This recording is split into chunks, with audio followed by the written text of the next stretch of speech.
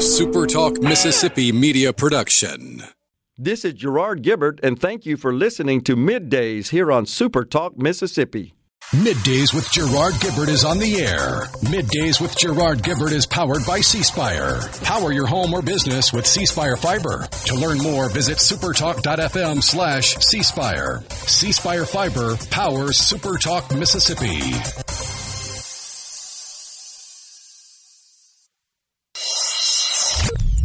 Get ready to go beyond the headlines and join a meaningful conversation with people from around the state. Hello. You're listening to MidDays with Gerard Gibert here on SuperTalk Mississippi.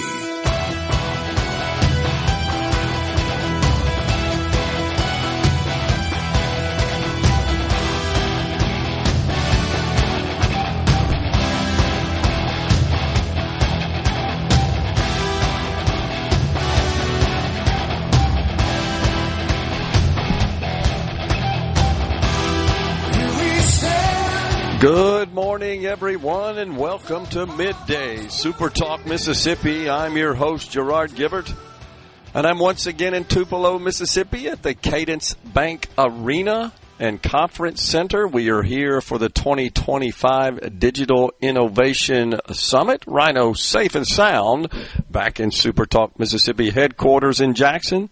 We'll be guiding you through the middle of your day with facts, fodder, and fine music on this Hump Day. Shutdown Day. We are shut down, baby. It happened last evening at 12:01 a.m. as our illustrious Congress were unable to reach a deal. So, no surprise. Both sides blaming the other. I'm trying to find some Huey helicopter sound effects. I'm going to get you to act like you're calling in from the field. It's shut down, hour 11. The choppers are overhead. Wild dogs are roaming the streets looking for their next meal. Oh my gosh, we should be accustomed to this, right? This seems to happen more than it doesn't. And what's really got Republicans perplexed is that Chucky Schumer, he went along with a continuing resolution earlier this year, but he's dug in now. And again, I think there's a couple of things at play. First, we have to recognize that all the demands that the Democrats have are directly related to provisions and changes in funding included in the One Big Beautiful Bill Act. Now, that's been renamed, has it not, Rhino? We got away from the One Big Beautiful Bill Act to Families First or something like that. We need to look it up, make sure we refer to it appropriately. But it got restyled, rebranded, if you will. But so they're squawking about all these various provisions that they want to restore and reinstate. They're mad about all that. And so we're at an impasse. Now,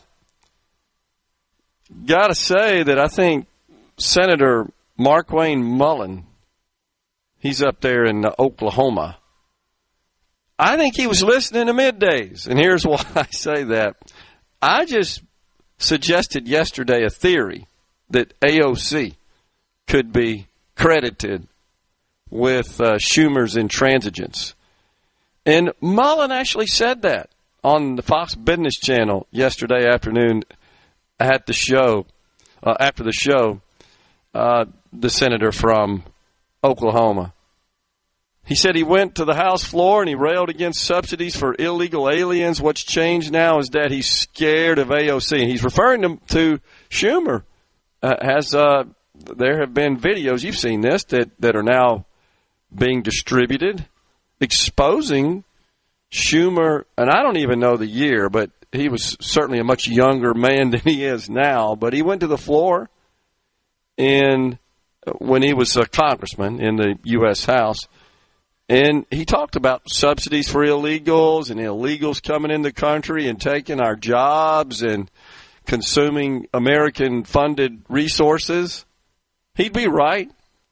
What's changed? I tell you what's changed is this party continues to lurch to the left, and he smells the old blood in the water there, and he's fearful of Alexandria Ocasio-Cortez coming in and taking his coveted Senate seat. And it's amazing that old Markwayne Mullin shares the same theory. So there you go. Interesting. But it's all shut down. I saw an interview early this morning with Speaker of the House, Mike Johnson. He was on Maria Bartiromo, and he was talking about all this. And the Democrats, I saw Ro Khanna as well. Of course, Ro from the Silicon Valley of California. He's more of a moderate Democrat. He's been on the show. We're going to try to get him back on as well and talk to him about all this mess. I wouldn't call him a moderate Democrat. I think he talks out of both sides of his mouth. If that makes you a moderate, then I guess he is. Well, okay, so he talks moderate to conservative audiences, and he talks like a flaming liberal to liberal audiences. I hear you, and I agree. Let me rephrase it and sort of reframe it as, Rhino, moderate relative to the rank-and-file Democrat in the House. And you're right, but let's be honest. Khan is not unique in that he kind of adjusts his message, his tone, his delivery to the audience that he's addressing. I don't think that's a unique feature of American politicians these days. They're not consistent, shall we say. It sort of depends on who they're talking to, when they're talking to them, etc. But I hear he also you. might be in hot water for funneling money through his wife's parents.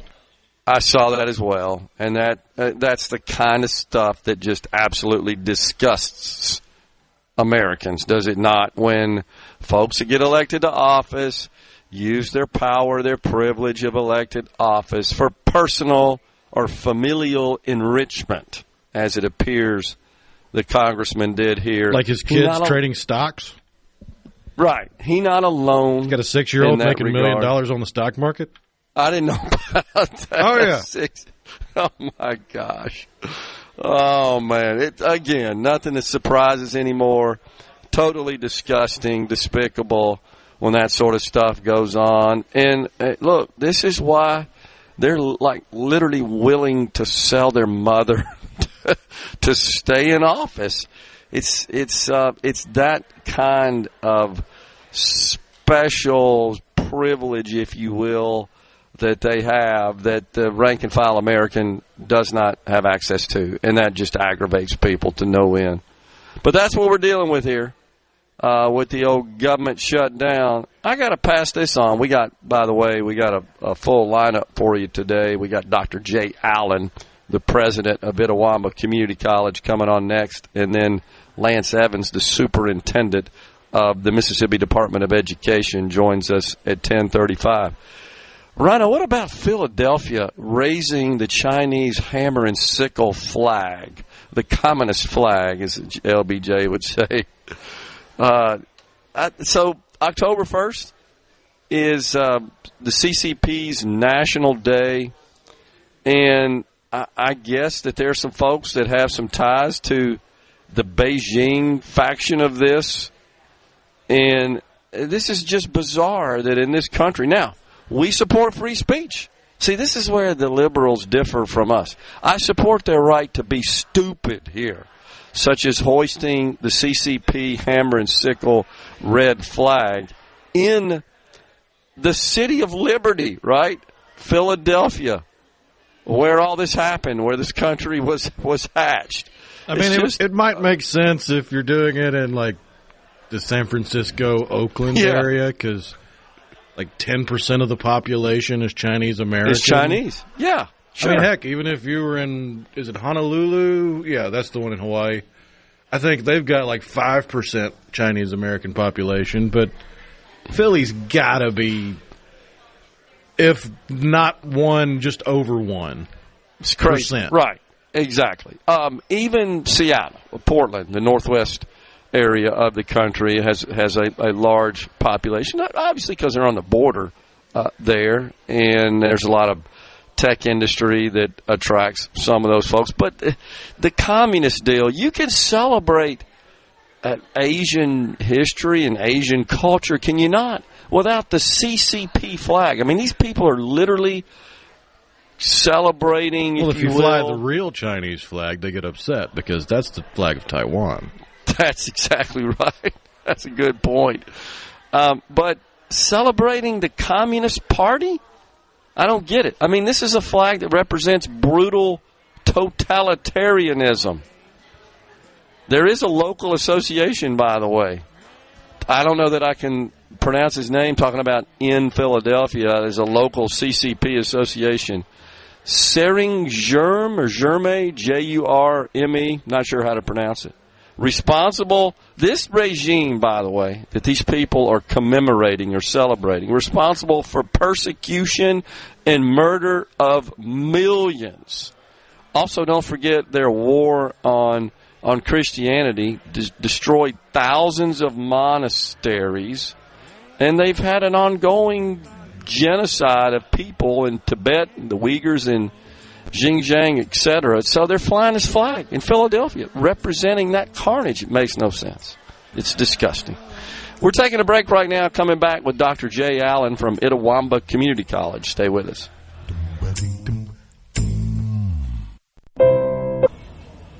This segment of Middays with Gerard Gibert is brought to you by Covington County Hospital in Collins, where your health matters. We interrupt this program. Gerard Gibert. Here we go. This is huge news. Huge news. Huge. You need to listen to this. Middays with Gerard. SuperTalk, Mississippi.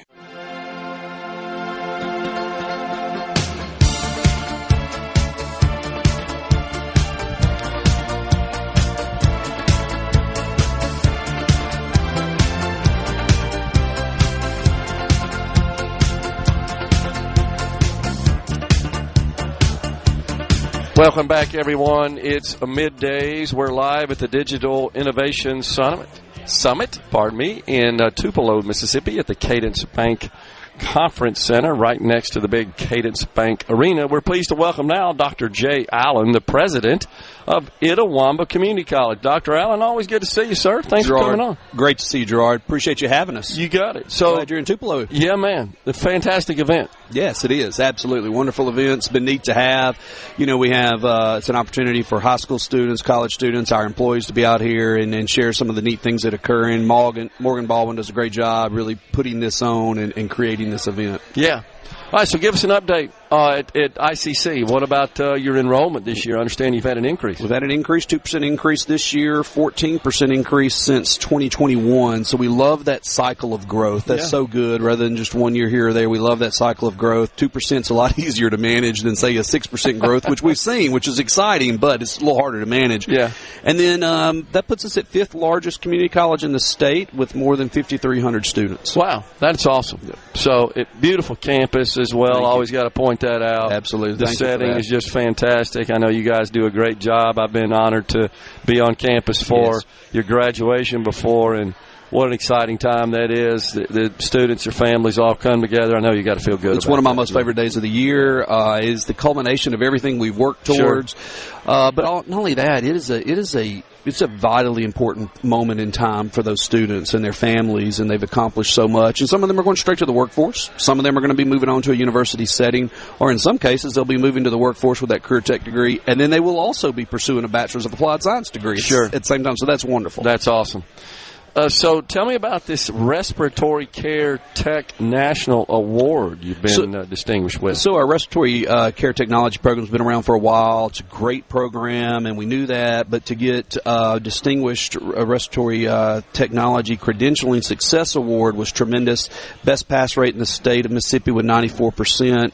Only one in Mississippi recognized. You got to think about it. You know, in these healthcare programs, their national certification is really the paramount thing that we have to work towards. They got to graduate our program without a doubt. Yeah. But it's no good if they graduate and we can't get them through that national exam. Okay. And so to have 94%, I believe it's probably on the first right of that is huge. And so we're really proud of them, as we are with all of our healthcare programs. Sure. And Dr. Allen, you know this, that employers, as much as they're looking for folks that have been educated in a college setting and have received various levels of degrees, those certifications is what they're looking for, right? Huge. So you guys have kind of sort of re-geared and reoriented the curricula to empower them to pass these certifications. That's right. And in these healthcare programs, the degree is just one step. But without that certification, you can't really practice in those fields. So it's a paramount issue. We got to do it. We have to do it better than we did yesterday, and that's what our faculty have really responded to. And it goes all the way back to the admissions process, the prerequisites for the programs. The curriculum is really prescribed oftentimes by the accrediting body of that side of healthcare. Yeah. So it's really how we work with those students. We've invested in our nursing program, Nurse Navigator, and that person works with our students outside of the classroom setting to help them be successful. They're facing so many challenges. It's such a daunting task to get through that program, and you think about it, many of them are coming back with a family. They're coming back to the college setting with a family in place. So they have life challenges that, say, a traditional age student may not have. But that Nurse Navigator, we're seeing 80+% retention rates. We used to be around 50.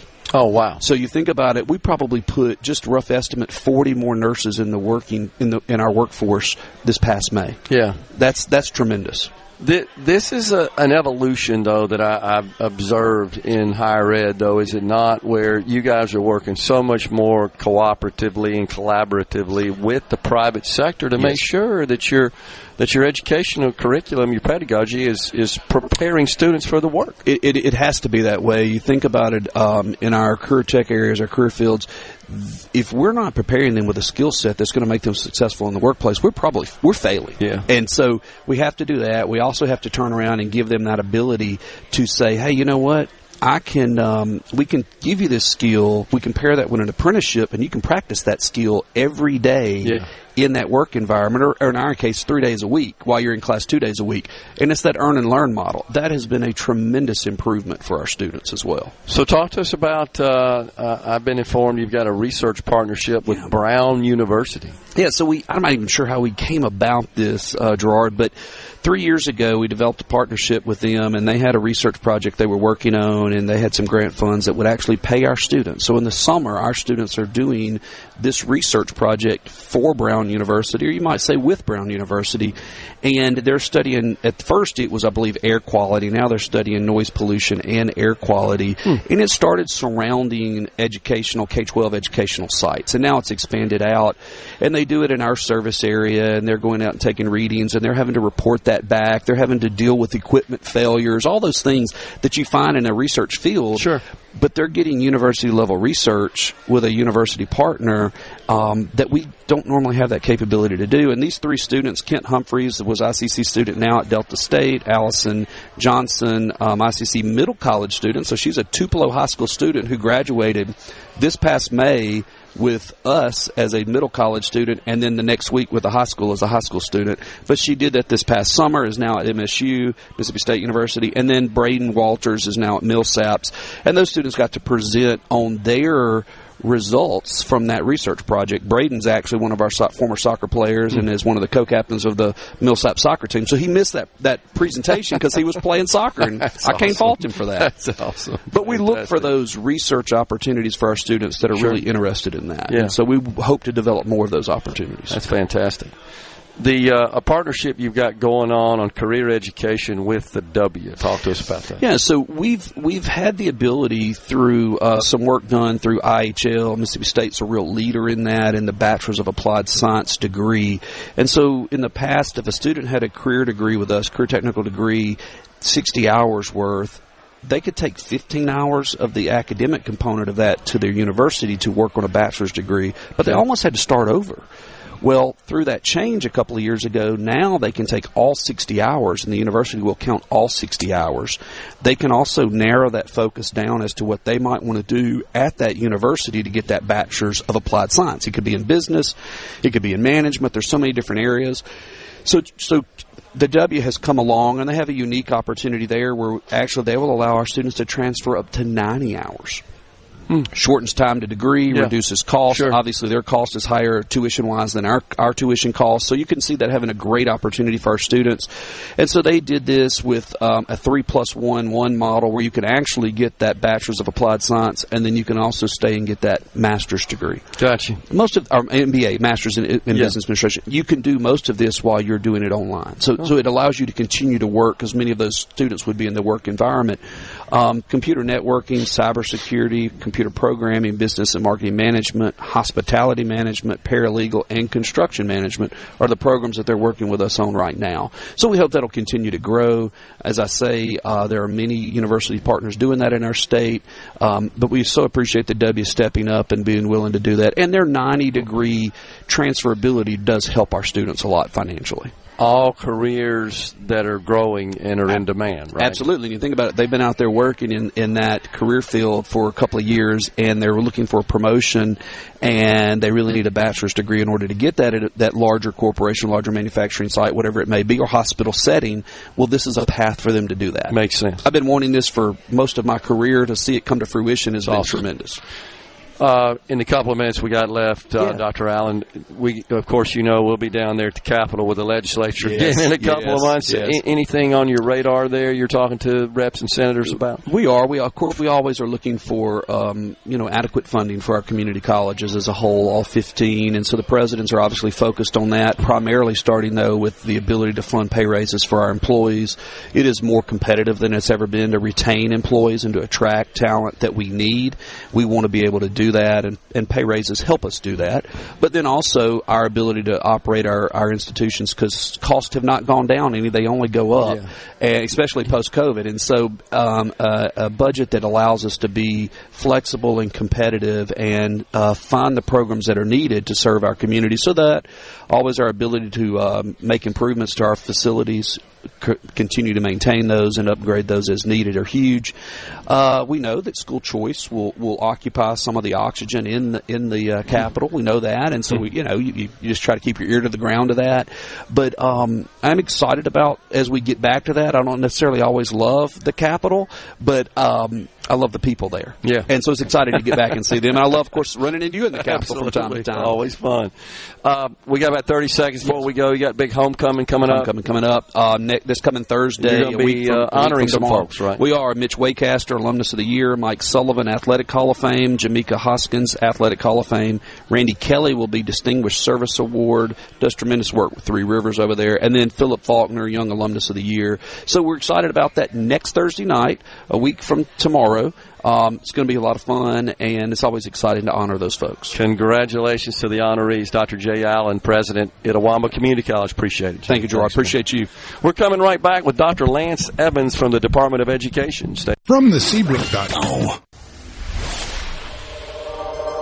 Gerard Gibert. Going beyond the headlines, breaking down the stories that matter to Mississippi. Middays with Gerard on SuperTalk Mississippi.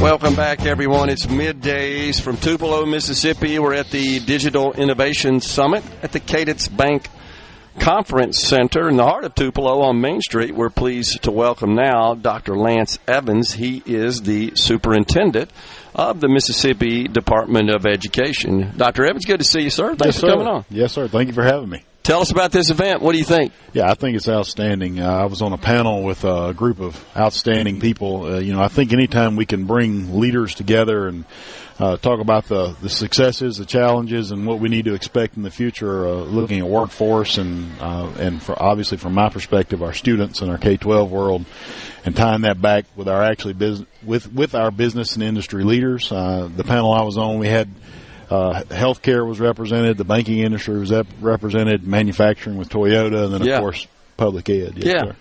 Yes, So I think Dr. Allen was part of that as well. He was. Right? Dr. Allen, he moderated it. Yeah, okay, gotcha. He did. Oh, that's awesome. Well, it's good, is it not, Dr. Evans? Anytime we can get, I believe, the educational community to collaborate and interact and interface with the private sector, which is what happens at this event to a great extent. Yes, sir. I think that's paramount. I think that it should be just a requirement. Yeah. Because, we're producing the workforce of the future in our schools, in our districts, and we have to be in tune with the needs of our private business and industry. Yeah, and I see more of that happening across the educational landscape at all levels, so I applaud you guys for that. Thank you. As an employer for many years, honestly, it was often a little frustrating with, you guys got this degree here, but you're really not ready to do the work we have, right? And you've watched that through the decades. We have.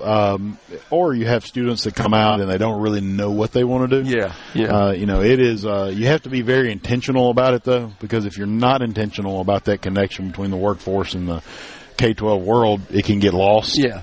And, of course, you see that connection in our CTE programming. You see it in our workforce development efforts. Yes, sir. So absolutely. We've had a huge push there in the last several years. Well, and employers take note of that, and it makes our state more attractive. Yes, sir. We're working through our creation of a new strategic plan at MDE, which will be the strategic plan for all of public ed, and actually have a focus group today. We have about 100 people in different focus groups across the state that we're getting input from. And today is our large-scale business and industry leaders. Okay. So we're excited about having them in. Talk to us about some of the challenges you're facing there at the Department of Education and how you're addressing those. Well, we've had a lot of wins. Early. I think from a legislative standpoint, we have a great relationship with our lawmakers. We started a synchronous learning platform to get instruction into our schools without certified teachers. We're in the process of redesigning, to some extent, what accountability looks like in our state. We did just get our finalized accountability results out. Saw that, yeah. Had some successes there. Some ups and downs. Overall. Saw that. Primarily in proficiency. I read the article there that came out from SuperTalk. Yeah. So I don't really even like talking about struggles. We just kind of take them as we go. I look at them as opportunities. Fair enough. But I'm sure there'll be plenty out there. Like I said, we just take them as we go. What we do though is we have our initiatives and we have our programming that we know that we're going to focus on, and we just push forward. Okay. We don't let anything slow us down, if at all possible. Sounds good. There are a couple of controversial issues that the legislature is going to be grappling with this coming 2026 legislative session. One of those, of course, is consolidation of some of the school districts in the state, and the other, of course, is the continuing debate over some sort of school choice program. Mm-hmm. Are you taking a position on either of those, or are you advising, or what's your role, if any, in that? So, through conversations with both Speaker and Lieutenant Governor, we are involved in those conversations. Okay. And I appreciate the opportunity to be involved. Sure. But our involvement is more from them gaining perspective, gaining insight into what approaches might be best. One of the reasons I really appreciate their asking us to participate is they don't have to, number one. And number two, it creates an opportunity for the department to weigh in so that it's something that we have some input on what's happening. It's almost like I work with you instead of do it with you instead of to you mentality. Yeah. And that's important to us. Sure. That we're able to do that. And as far as a position, when you look at consolidation, that's going to be, the department's not going to lead an effort for consolidation. Okay. That's not what we'll do. Now, we will work with our lawmakers, and help them make sense of what approach might be best. But that's ultimately up to them. We hadn't seen a lot of consolidation in the last several years. I don't really know what that'll look like. It could look like, obviously, district consolidation. It could look like consolidation within a district of schools. So I think that they're leaving the door open for lots of opportunities there, or multiple approaches. On choice, what I tell people all the time is we already have 3 forms of choice in our state. We have ESAs, we have charter schools, and we have portability. Now, the portability piece is probably the most misunderstood, if you will, because and I will tell you, I've always taken this stance. If a student wants to go from District A to District B because that parent thinks that it's the best opportunity for their child, in our state, District A, which would be their home district, has to release them. Of course, District B needs to accept them as well, sure. right? That goes without saying. Right, but both sides. Yes, sir. But I 100% believe that if that student thinks that they would be better served in District B, in that example I'm using, that District A should release them. Okay. I think that's important. That's but you know that rarely happens. I mean, typically actually, no, some, but I would tell you large and in part, most districts will release students. In the northern part of the state up here, we have a lot of tuition students in this part of the state. Down on the coast, they have some. Now, in that metro area, there's, you talk about that. That's not. And there are districts that obviously that for whatever reason or the other don't release the student. Again, I would tell you I'm completely against that. Okay. I think that's something that we have to make sure that parents have that opportunity if they think that that's the best fit for their child.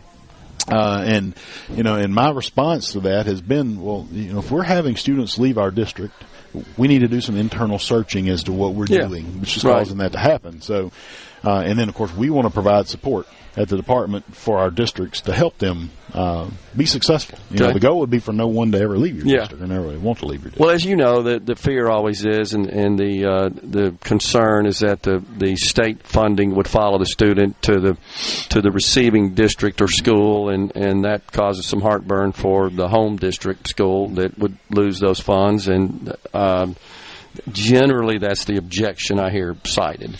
Yeah, and it would. So that student, if they leave, go from one district to the next, it is going to follow them, and it should. Yeah. The reason being is obviously the new district. You got the expense associated with educating the student. Sure. Yes, sir. 100%. Yeah. Yes. Okay. Well, I'd be curious to see if you have any, or somebody that can get it to us, just the data that shows how many students are enrolled in our public schools that did in fact receive the bilateral approval there, if you will, from the home and the receiving district. We don't track that. Yeah, I'd be curious. It's just interesting because I hear more cases directly from parents that say, "Yeah, I tried," and of course it could be like you said, it's in the central Mississippi area where there's more of that. And I don't want to characterize a certain part of the state. No, I understand. We have those issues everywhere. But what I'm saying from a tuition standpoint, I get it. You don't see a lot of that happening. Right. Yeah, ultimately it is a local decision. We do live in a local control state. That's so right. It is a local decision. Up to the districts. Yep, up to the sir. boards, right? 100%. Yeah. Yes, sir. I mean, and whom we elect. Yep. So yes, sir. Elect or appoint. It depends. Depends on it, right. And that's been a controversial matter as well. Anything you're looking for in particular from the legislature this coming session? So we are asking for appropriations for an extension of our current Literacy-Based Promotion Act. It would be an adolescent literacy program that we're putting in place, wanting to put in place. We see our students, the proficiency numbers dropping off after third, fourth grade, and so this would affect grades 4 through 8. And 2 through 6 math initiative that we're asking for, a continuation in the appropriation of the synchronous learning program that we've put in place with a partnership with MPB, and there some other one-offs that we're looking for, but those are the two, because those are large ticket items, the math piece and the literacy piece. So I feel as though, like I said earlier, we have that support from a legislative standpoint, but I feel as though I do know that they are very much so in support. Okay. But the other thing that we're really pushing to work on is our chronic absenteeism numbers in our state. It has become a problem nationally, and Mississippi is not immune to it. So we have we're looking at restructuring that entire department at MDE, the Office of Compulsory Ed, to change that approach, because what we're currently doing just hadn't been yielding the results that we wanted to do. Well, yeah, if it's chronic, obviously it's not working. Right. And that definition of being chronically absent is pretty difficult. It's a federal definition, yes, sir. So, I mean, it's 2 days a month. Basically, if you miss 2 days a month, it doesn't matter if you're sick or not, you're considered chronically absent. Okay. Yes. Yeah, I can see where there could be a lot of debate on what that should be defined as. Yes, sir. Dr. Lance Evans, he's the state superintendent of the Mississippi Department of Education, has been our guest. Appreciate it, Dr. Evans. Thank you, sir. Folks, we're stepping aside for a break. We're coming right back in Tupelo, Mississippi at the Digital Innovation Summit. Stay with us. I'm still going for me. Gerard Gibert. He keeps his classified documents right where they belong. Inside a Journey record jacket from the 1980s. Gerard Gibert, SuperTalk, Mississippi.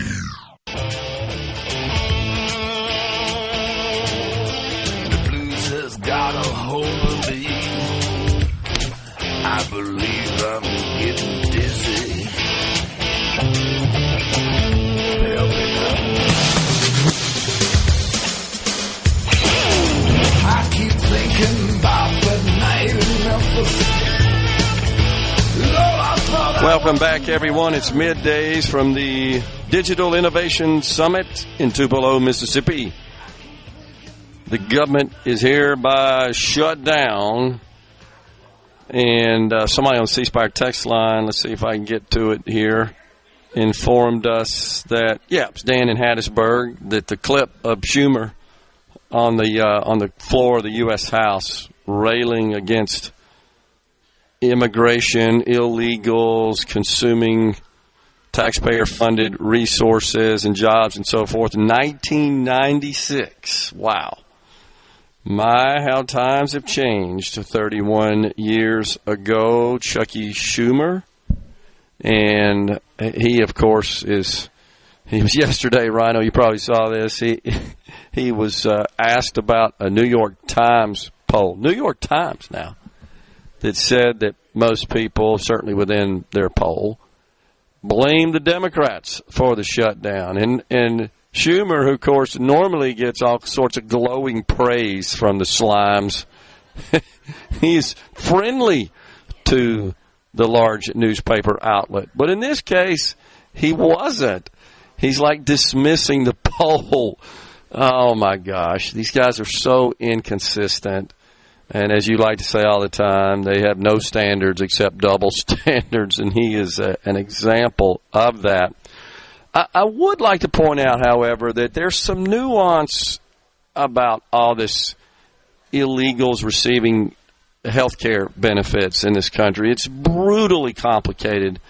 And over the last couple of days, I have just researched that extensively to really understand. And here's what I came up with just at the highest level is there are some really weird distinctions between who's illegal and who's legal but not a citizen. So if you think about sort of three categories of inhabitants, three classes of inhabitants, residents of the country, you got us normal citizens. Then you step below that, you got legal immigrants and that have been granted this status under our law by the federal government. And then you got illegal immigrants that have not been granted any sort of status. So in general, the latter category there, the illegals, they're not eligible for benefits. Do they get them? Yeah, they do, because, as Rhino likes to say, usually it's people who are processing those applications for benefits that are it's not my problem people. And they're just terrible at it. Our systems are bad. The people that run them are bad. And so, they slip through. But so right now, even if a person is fully illegal in this country, if they show up at the ER, an ER in this country, and it's at a hospital that participates in the federal Medicare program, which, I don't know, Rhino, we'd have a hard time finding one that doesn't, right? It'd be some sort of specialty cash-type hospital that just services really wealthy people that don't want to deal with the standard sort of healthcare institution. But in general, they show up at an ER, they're going to get health care, even though they're illegal and they have no coverage, no insurance coverage. The federal government reimburses with an enhanced Medicaid rate hospitals who provide, it's called emergency Medicaid. That's literally what it's called. They reimburse those hospitals to some extent for provision of such services to fully illegal people. And you know what? Rhino, I don't want you to say anything. You could guess this. What is the most common service they go to the ER for? I'm talking about illegals that receive health care that's free and paid for by taxpayer money through this enhanced Medicaid program. It's having babies. It's showing up at the hospital to birth a child. And no hospital despite what the left wants you to believe, is going to say, I'm sorry, you're going to have that baby. Actually, haven't they said that in the past, Rhino? Oh, yeah, they're in the parking lots having babies, which is horse hockey. That ain't happening. They're getting the full scope of care, and that baby's being delivered in an American hospital, and these are illegals. The big problem with illegals consuming American resources, taxpayer-funded resources, is Joe Biden opened up the damn borders. And it lets so many people in, it's overwhelming. Many of these institutions, they're enrolled in our schools, which is consuming taxpayer money, taking jobs, flooding the hospitals, marginalizing our culture, all the above. That's the biggest problem, is he opened the border and just looked the other way, and millions crossed over, and now we're stuck with this. Because they're going to go to a hospital, and no hospital is going to say, I'm sorry, you got to die, or go out to the parking lot and have that baby. That's not going to happen. It's just not. So we end up paying for it, unfortunately. Man, oh man. We're stepping aside for a break right now. It's top of the hour. That means it's time for Fox News and SuperTalk News. Stay with us. We're coming right back for the Digital Innovation Summit in Tupelo. Hour of Middays with Gerard Gibert is brought to you by the Mississippi Business Journal. Visit msbusinessjournal.com. Scott Coopwood, publisher and president. And now, another hour of the talk that keeps Mississippi talking. Middays with Gerard Gibert. Begin your transition now. Now on SuperTalk Mississippi.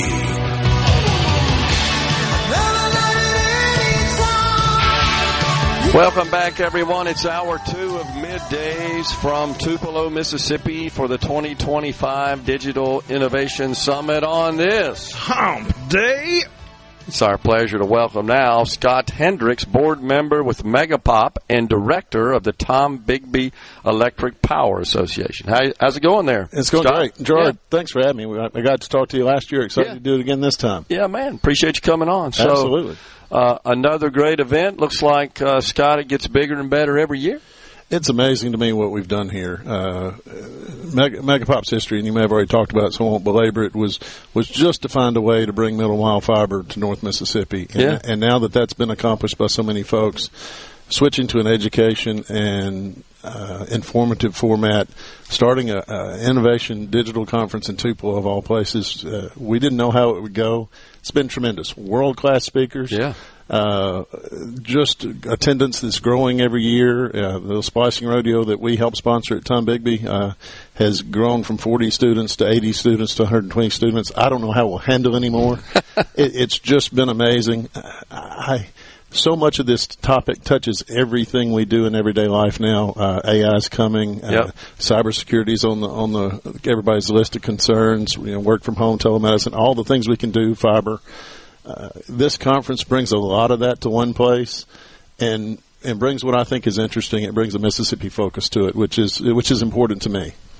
And it's good, is it not, Scott, when you can get so many of these technology solutions providers together. You get industry executives and managers, and then you get folks from the educational community as well, and then, of course, from the telecom industry, such as your company. So it's a pretty good deal, isn't it? It's tremendous. The conversation in the hallways is almost as good as the conversation going on in the conference center. So I was standing down the hall a few minutes ago talking to a bank executive, a technology executive, a hospital executive, all standing within 4 feet of each other, and talking about our impacts to the community, the state, the region, and what we can do and how we should collaborate more. We find ourselves on individual paths, individual silos, all with the same mission. Make our communities better, make Mississippi better. And I think a place like this brings us together under one roof for one discussion to see what we're doing right, to see what we can do better, and to see what we can do to help each other. I don't know where else you can do that. Yeah. Well, the subject matter, as you pointed out, talking about fiber splicing and connectivity and cybersecurity, this is a common thread that transcends all industries, public and private sector. We can't do anything today without connectivity. Right. And even living in rural America, you can't get medicine sometimes. You can't get entertainment. You can't work from home unless you can connect. You can have the greatest computer in the world. If it can't reach the outside world, it's a box. And a fairly useless box. But bringing all that together lets us move forward, hopefully to better the ways of life of everyone we touch, our region, our state. Tom Bigby Fibers brought internet, high-speed internet, multi-gig internet to rural Mississippi. We brought community Wi-Fi to rural Mississippi better than they're doing in some cities. Major metropolitan areas don't have what we've offered here. That is an advantage. And frankly, I love that you can live in a country house, look out the window, see cows, see chickens, raise horses, whatever it is you want to do, but work in Manhattan if you want to. You can do that from here now. And it also serves as a catalyst for just economic growth and investment as well, does it not, Scott? It certainly does. I don't think if you're shopping an industry anywhere in the country, you want to know what infrastructure you have. Sure. How do you get the highways? How do you get the railroads? Now, today, how do you get communication? Yeah. How do you connect? They were talking about on the stage, one of the representatives from Toyota is about the autonomous delivery of materials to the shipping line. Well, you can't do that without the internet. Right. They wouldn't have built the Toyota plant here if they couldn't have connectivity, and they certainly won't build and expand plants like that are high-tech in the future without it. So the fact that we have built a large part of Mississippi, and I'm talking about we as in everyone, that's the C-Spires, that's the co-ops, that's everybody that's done it. You can have technology-based industries, great jobs, good opportunities to raise your workforce, raise your communities, raise your standard of life, because we have all this connectivity and availability. It's a really cool time to live. What do you think, Scott, about these massive investments being made by some of these titans of the technology industry, such as Amazon Web Services, major investment in Madison, Avio in Lauderdale County, Compass in Lauderdale County, Avio in Rankin County? And I think that more's coming. Oh, no doubt. Every conference you go to, every meeting you go to, that's the discussion. And I have the luxury of being on the electric side of the world where we have to provide the power and service for those guys. So we're talking about capacity and how do you do it, generation. And you're seeing people build their own generation now, which you never thought would happen before. But there is more coming everywhere. Why do they want to come to Mississippi? Good people, available land, good resources. And they don't necessarily need hundreds of thousands of people. They need hundreds of people that have a good background and can work it with a good supply of electricity, a good supply of water, a cheap supply of land. To build these massive facilities, you just need to be able to connect them. Right. And they need them all across the country, but they certainly need them in our area and region. Yeah, and so it's a shot in the arm, certainly, to Mississippi's economy. But it makes events like this and the educational activities going on here even more important. You have to start somewhere. You have to build that base, and you made the point earlier, and I think it's just really key that we've got the college representatives here. There's people here from the universities, people from the community college system, down to the high school students we had at the Splicing Rodeo yesterday. It's symbiotic. We need to excite those kids about staying in Mississippi, about doing a tech-based job that then can work for me or for that Toyota factory, and grow the economy and encourage more investment of the Amazons and the Googles that want to build the places to make Mississippi a better place. And it's the best place in the world so far. It's been a hidden secret, but I think word's getting out, Gerard. Did you think when you guys started this, Scott, that you'd have it all wired up the way it is? I mean, I know that was the primary goal and the genesis of this event and the Megapop organization, but here we are. I don't think anybody would tell you we thought we would accomplish what we did in the time we did it. Megapop goes back a number of years, and it spun its wheels for a long time, working very hard to get traction to move forward. And then when they reached the pinnacle of that mountain, they couldn't have anticipated how fast they went down the other side. Yeah. So the co-ops in Mississippi have built some 50,000 miles of fiber at this point in time. Greg Logan is a friend of mine on the Megapop board from C-Spire, and he told us one meeting how many miles C-Spire had built. It's just accelerating at an amazing pace. Never did we really think we could accomplish it. Never did we think once the ball did roll, how fast it would roll. And then you go from we built fiber, that's just internet. Well, and then COVID comes along, and no, it's no longer a luxury, it's a utility. Right. And then AI is coming along and work from home and telemedicine, and the world has changed is for the needs of that, and so it grows. So when somebody built the first one, they thought 1010 speed was all you need. Now you have some people out there testing 50 gig. We don't need it yet, but it works. It exists. It's coming, though. It's coming. And you know, the TVs take so much more than they used to. And I'm selling multi-gig service to rural Mississippians at a reasonable price because they need it now or they're going to need it in the future. And the opportunity for all that is just exponential from where we thought it was. One of the things I'm proud of that we've done is community Wi-Fi. So we have community Wi-Fi all across our footprint that's available to first responders for free. We piloted that here in Mississippi. That didn't get piloted in Manhattan. That got piloted here. So we can bring world-class technologies to our way of life and make both better. Yeah. And that's something that, as that ball rolls down that hill, gets faster and faster and faster.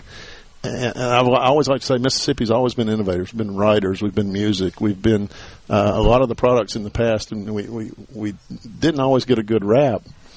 But we were real quiet about what we were doing. This stands out. We're a beacon on a hill. People see us. I get the opportunity to talk to companies all around the country, leaders, CEOs. I get to speak on a few occasions and to tell our story. And people are like, Mississippi's doing that? Absolutely. And we're going to keep doing more. And that ball's going to roll faster and faster. Never did we see what was coming. Never did we see where we're going. I can't tell you where we'll be tomorrow, but it'll be a long way from here, and we'll be better for it. That is so awesome. And only, I know when I was going to the investment community, I'd always tell them, look, if you think we're done with human innovation, you don't want to be in this industry. But if you think that humans are going to continue to innovate, you want to be here. And we're just getting started, honestly. More and more tools to make us more and more better. Absolutely. And the innovators, they capitalize on the tools created by others to produce more tools and more goods and services. And it's a great thing. I mean, it's just a snowball effect that we all benefit from. It's Absolutely. fantastic. Absolutely. Yeah. Appreciate you coming on, Scott. Scott Hendricks, board member, Megapop, and director, Tom Bigby Electric Power. Thank you for that opportunity, Gerard. Thanks for all you do. Appreciate what you do every day, and thanks for being a part, and thanks for coming to Digital Innovation. Absolutely. Fantastic event. Folks, we're stepping aside for a break. The Element Wealth Studio in Tupelo, Mississippi for the Digital Innovation Summit at 11:35. Today it's Terry Jones, founder of Travelocity.com. Stay with us.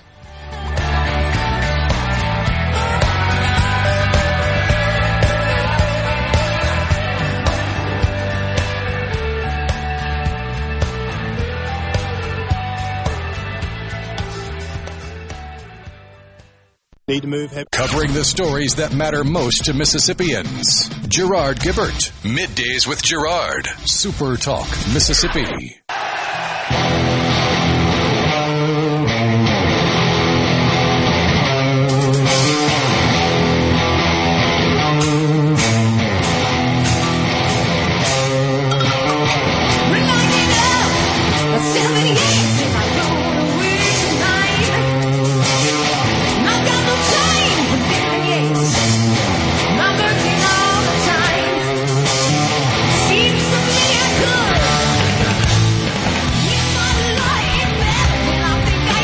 Welcome back, everyone. It's Middays from the Digital Innovation Summit in Tupelo, Mississippi. We appreciate you joining us.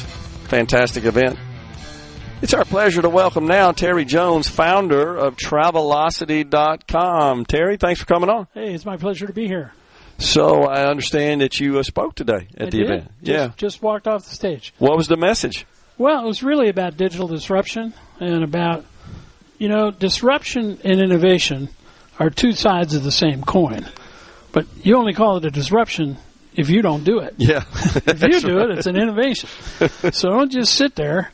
I gave a lot of prescriptions about how to deal with digital disruption, how to move with AI, where to go. Yeah, that's awesome. So little bit about my background. Before I started doing this, I was actually in the IT infrastructure business, was a big Cisco systems partner. There you go. And at the Cisco Partner Summit, John Chambers, who I think is one of the best CEOs He's amazing. in Silicon Valley. This was 10, 12 years ago, maybe even longer ago than that. And I remember he delivered his keynote address, and he said, we're all subject to disruption. And then he followed that up by saying, kind of coined a phrase, said we're all subject to being Amazoned or Ubered, is the way he defined it. Absolutely true. And he has been so successful at changing Cisco from what it started to what it is today. Yeah. And probably the best acquiring company I've ever heard of. No doubt about it. I mean, they are a machine, because buying another company, putting it into your culture, your team, is very, very difficult. He's done a great job of that. Yeah. And of course, he since has stepped down in that role and turned the reins over. But man, the acquisitions he did through the years, a lot of people don't realize that when Cisco started, it was routing software on a Sun workstation. Exactly. Back in Stanford in the 90s, and they what created. Is it today? And look at it today. I know when I sold my company, when I started as a Cisco partner in 1996, we had like maybe half a dozen products, in the catalog. And when I sold the company in 2019, there were 50,000 in the Cisco catalog, which is unbelievable. And a lot of that a result of acquisition. And look what happens when you don't change. Look at Intel today. Yeah, totally right. Went from being the king of the hill. Under Andy Grove, and he was so innovative, and then you get big, and you ossify. And I used an example of how big companies make decisions, and it's a pinball machine. The ball rolls out there and it bounces off of marketing, and they say that's not very good. IT says, well, we can't write the software. Manufacturer said, don't worry, we couldn't build it, And then they get the big guns, and those flippers at the bottom, those are finance and legal. Yeah. And if you get, you're never going to get through them. It's just game over. That's a great point about Intel. I've read back when I first started in the industry, Andy Grove, also maybe one of the best CEOs ever. Incredible guy. But his book, I don't remember the name of the book, but his first Only book. the Paranoid Survive. That's it. How good is that book? I mean, that's just fantastic. But Intel, I think, has great leadership, but somewhere along the line, they missed the boat, didn't they? And yeah, that can happen in tech. I mean, but I think it's, it's tough. I mean, if you read, I'm chairman of a book club. Okay. And we read tech books, and we just finished the book on NVIDIA.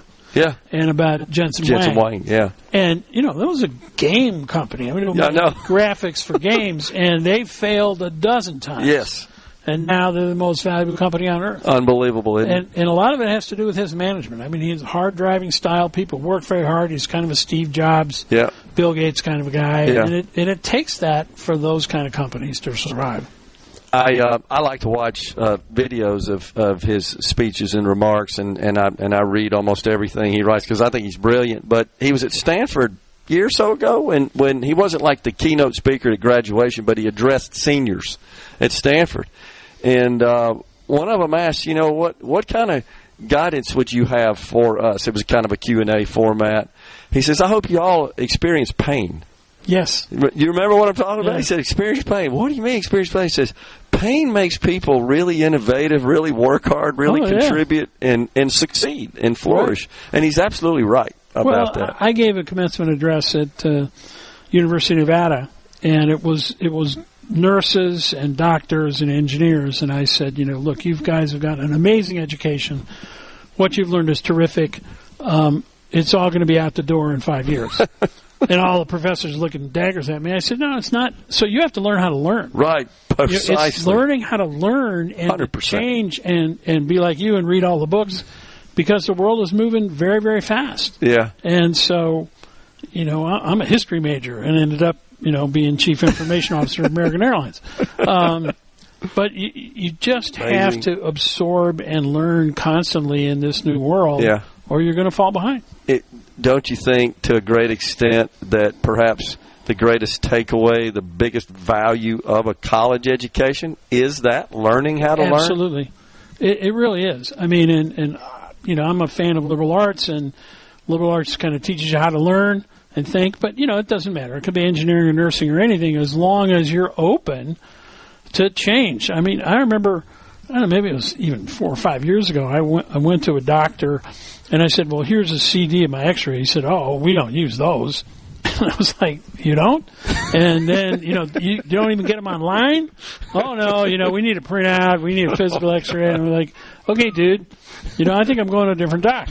And And then earlier this year, I went to, one of these full imaging places, and it's unbelievable. Yeah. Incredible technology. Medicine is moving so fast, particularly with AI. Yeah. AI, and then when you bring quantum computing into the landscape along with AI, how that's going to change our world and medicine, of course. One of the benefactors of that ability to discover new drugs and treatments and so forth. So you just mentioned something that I wasn't aware of. I guess you were one time CIO of American Airlines. Yeah, I started my career as a travel agent. I started as a receptionist, making nothing, and then did a travel startup, and then went to a computing travel startup, and we sold that to American Airlines. I moved up in marketing and IT, and eventually was CIO. That's when I lost my hair running those big systems, and they go down in the middle of the night. Absolutely. And then we had this little online product on AOL and CompuServe, and I said, I want to go run that. People said, oh, you're crazy. It's only 10 people. I said, no, there's this thing came along called the Internet. I think it's going to make it pretty big. It's 1996. Not many people were doing much on the Internet. And, ran that and took it public, and eventually for $1.2 billion. So it's awesome. It was entrepreneurship. So actually my book on innovation talks about innovating inside a big company, because there are a lot of great things about America. I mean, I get offices and computers and money, but the bureaucracy tried to kill me at every turn. Yeah, it wasn't easy to innovate inside a big company. Hard to be an entrepreneur. It is, and then just because of the bureaucration. Yeah, then I went on to become a speaker and an author, and did some venture capital work, and got together with a VC, and we started Kayak.com. Okay, and that different idea. Much more Silicon Valley startup, and we eventually took that public and sold it to Booking.com for $2 billion. So that was fun. And now I'm chairman of another travel AI company. Okay. Having fun. That's awesome. Doing AI stuff. Well, congratulations on all your success and just for being an innovator. Well, thank you very much. That's what makes the world go round. It really does. And what a great conference here, in Tupelo, talking about digital innovation. It's very exciting. First time to Mississippi? First time in Tupelo. Okay. Been in Mississippi, but first time in Tupelo. Yeah, so it's amazing this kind of stuff's going on in sort of a smaller, not a major metro community, is it not?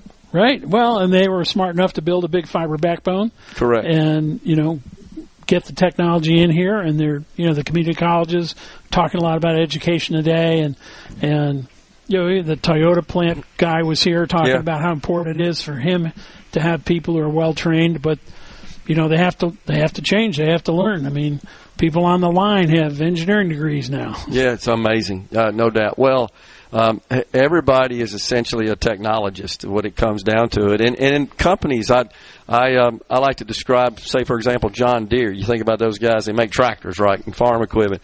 They're really a technology company that happens to make farm equipment. Well, they have a platform.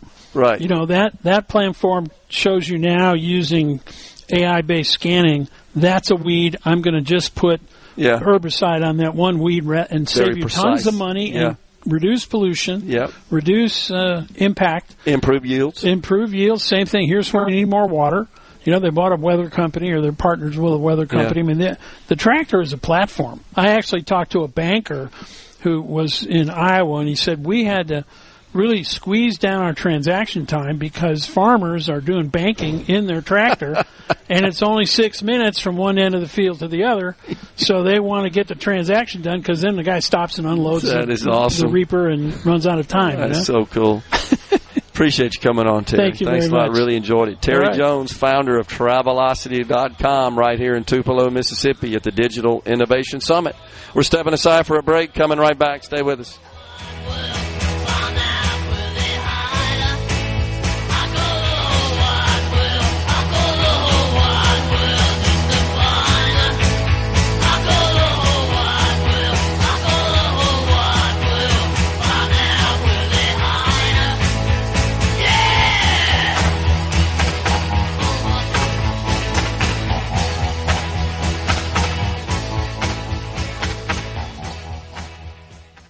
From the MidDays with Gerard. Good for America. Good for fans of justice and truth. Good for us. SuperTalk Mississippi. This is what we stand for.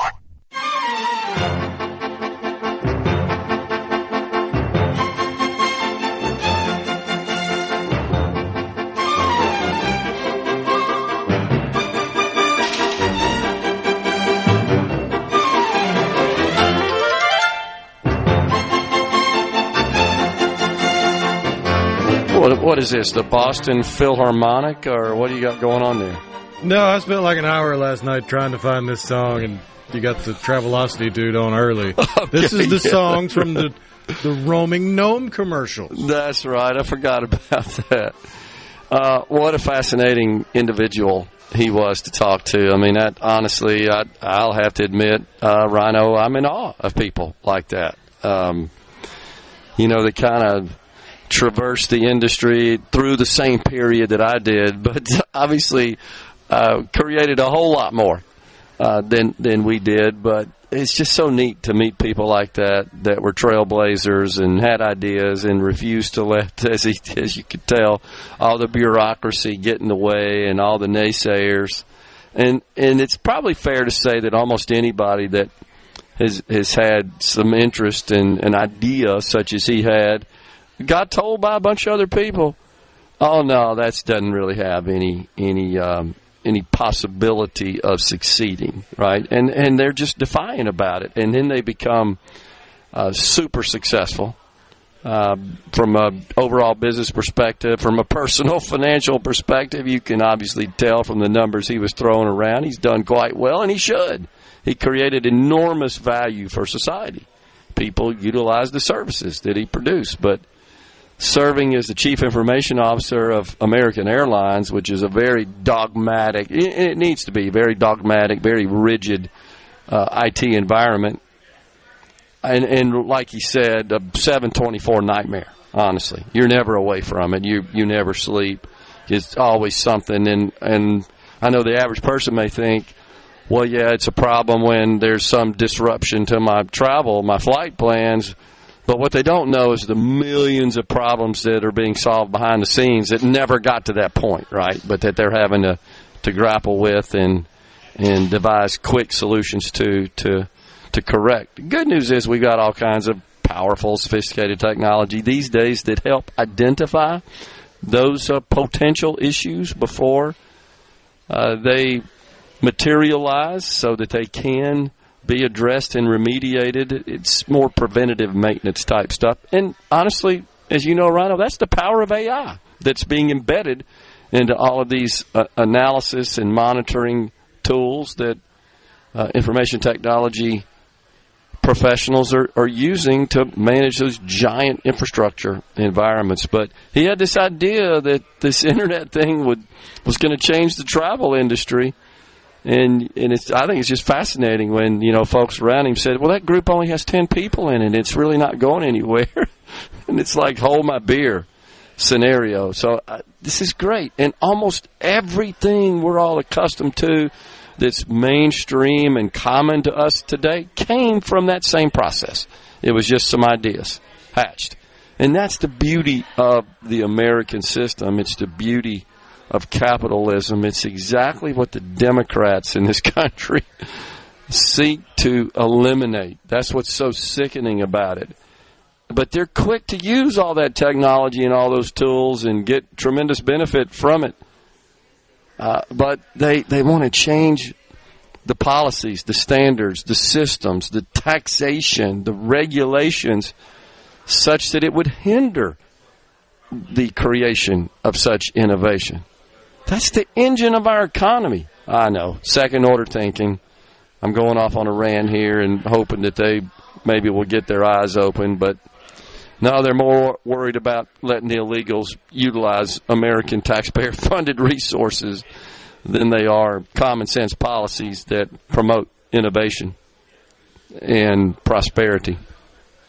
Kind of sad. By the way, just learned that yet another bill was put to the test in the Senate to reopen the government, Democrat legislation, and just did a test vote on that. This would be Democrat legislation again that would include all the things that Schumer and his cohorts want there, his colleagues, his cohort, should say. And they have rejected it. It would have rolled back the Medicaid cuts in the One Big Beautiful Bill Act, extend the Obamacare subsidies. I mean, they're pretty obstinate about that, are they not? They're not wanting to bend on that whatsoever. The test vote failed 53-47 along party lines. So that's interesting, Rhino, because, there were, 3 Democrats that did, in fact, join Republicans in voting for the Republican continuing resolution. Yeah, it was the first time Fetterman put his money where his mouth is.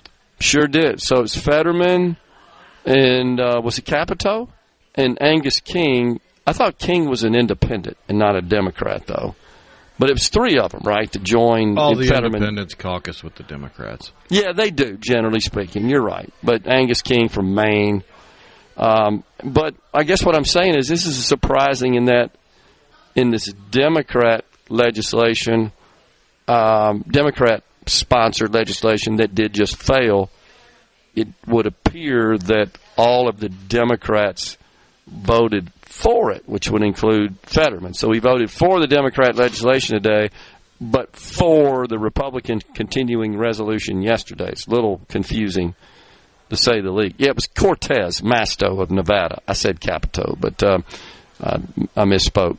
Democrats Catherine Cortez Masto of Nevada, John Fetterman of Pennsylvania, as you just pointed out, and then Angus King, an independent, who, like you said, generally caucuses with the Democrats. They joined Republicans yesterday to in supporting the Republican-sponsored continuing resolution. No surprise, Senator Rand Paul, the Republican from Kentucky, he was the one GOP senator who dissented and did not join his Republican colleagues in supporting the Republican continuing resolution. And he makes the point that, this is just continuing spending at Joe Biden levels, but misses the intent here, which is to keep the government rolling for a couple of months whilst the House continues its deliberation of the 12 appropriations bills and then ship those over to the Senate for debate and passage to fund the government through regular order, which is the goal. Give us a breather here. It was kind of the strategy, so all members could just rest and relax and focus on deliberating through regular order, and then we'll get that done. But in the meantime, government remains funded. Well, he couldn't let the Democrats have all the camera time. It's so true. That's sad but true, man. But that's exactly what's going on. So Schumer still says he wants to more meetings with Republican colleagues and possibly the president. Now the government is shut down, wants to do that as early as possible. But it doesn't seem like there's any interest on the part of Republicans to conference with the Senate Minority Leader, Chuck Schumer. They made it pretty clear they would be willing to negotiate if the government was open. That's exactly right, and that's I was just about to say negotiation has passed. Right. Bring on the sombreros.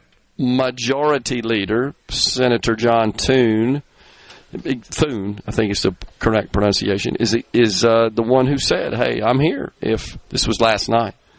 I see him on the floor. I stand 6 feet away from him, is what the senator said about Schumer.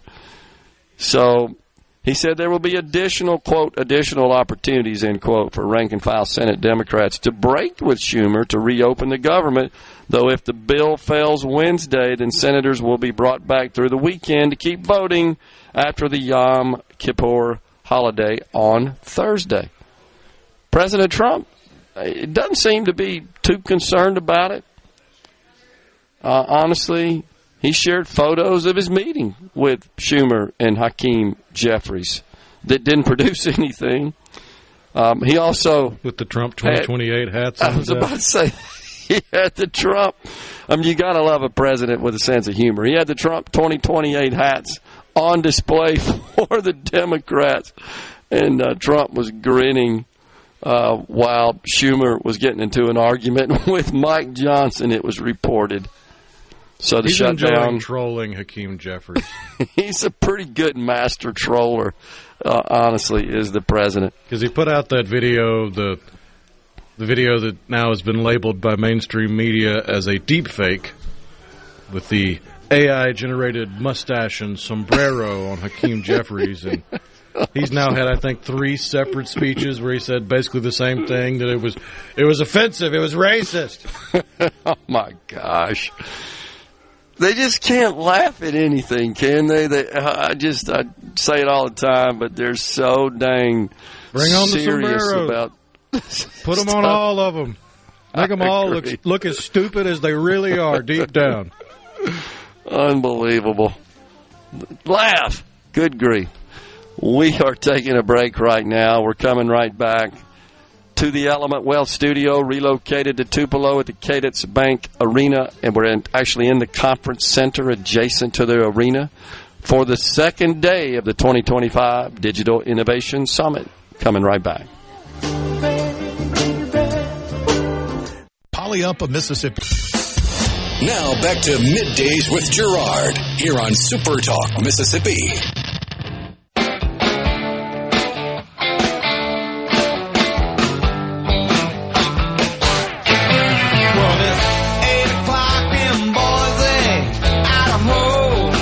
Leonard Skianard bumping us into this segment here. We're in Tupelo, Mississippi, the Digital Innovation Summit, the 2025 edition. An update that wanted to clarify something on this new Trump RX website that will allow citizens to purchase pharmaceuticals through the web, a government-sponsored website. A couple things. One is this is an agreement with Pfizer. So this site, at least initially at this point, will only be selling Pfizer drugs. Second thing is cash only, no insurance. So you can't use your insurance coverage to purchase drugs through this website. So that kind of makes sense, so that though they're circumventing the retail component of the supply chain, in that you're able to go to this website once it's up and running and buy Pfizer drugs only made by the company Pfizer. You can't use your insurance to do it. You've got to pay cash or credit card, obviously. And it's only Pfizer drugs. So to some extent, they're not totally competing with the retail sector. I'm not a big fan, no matter what, of this, honestly. I just don't think this is something government should be getting involved in. I do agree that the president's push to lower the cost of prescription drugs and with various policies, though you've probably seen this, Rhino, the vast majority of Americans actually purchase generic drugs, which are actually lower in this country than they are abroad from a price perspective. It's the specialty, non-generic prescription drugs where the price in this country is higher for those pharmaceuticals than they are in other countries. And so Pfizer has actually recently agreed to lower the price of those Pfizer-branded prescriptions to at least equal, if not be lower than, the price they sell those drugs for in other countries. So just a little clarification on that. We talked a lot about school choice on this program, and you heard Dr. Lance Evans with the Department of Education. And I didn't expect him really to weigh in too seriously on the matter in his position, though I was a little surprised to hear him say, Rhino, that he supports portability, public-to-public transfer, and supports the idea of a public school to which a student is assigned based on their address to transfer without that so-called homeschool blocking the transfer. And he pointed out, as we have before on this program, that that's available now. It is, but you still got to get permission from the home school. He indicated that that's happening, I guess, more than I thought, although stopped short of providing or having any data available. So I'm not really sure.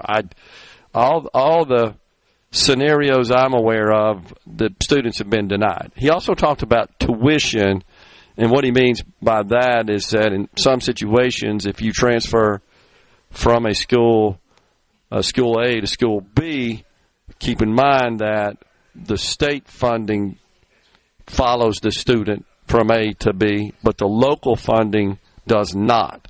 So in that case, the transferee school would be educating the student without the benefit of any local funding taxes paid by the family because they don't live in that district. And so that school would charge, if it's their policy, their district's policy, a tuition which would be designed to cover the local funding component.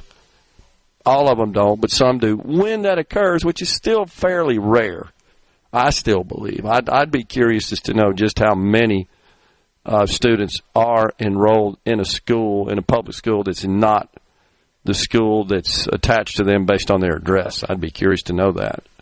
But if that were easily achieved, I don't think we'd have legislation introduced as we did last year and in prior years as well. But in particular, last year, Representative Jansen Owen introduced such a bill that would prohibit the homeschool from blocking transfer requests. That's mainly what it did. And also set up some funding for the transferee school to cover the local costs that they could request down if they could justify that they needed that for that purpose.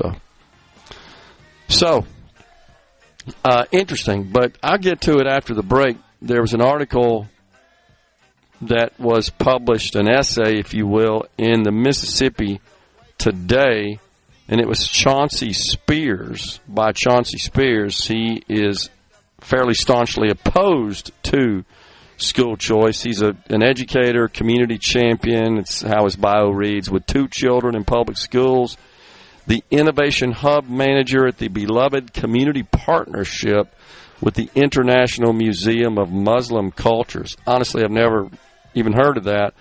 But he shared some thoughts in this article as to why he's opposed to so-called vouchers and education choice. We'll get to that on the other side of the break. Once again, we're in Tupelo, Mississippi at the Digital Innovation Summit. Stay with us. And now, the talk that keeps Mississippi talking. That's what I like to listen to. You're listening to Middays with Gerard Gibert here on SuperTalk Mississippi.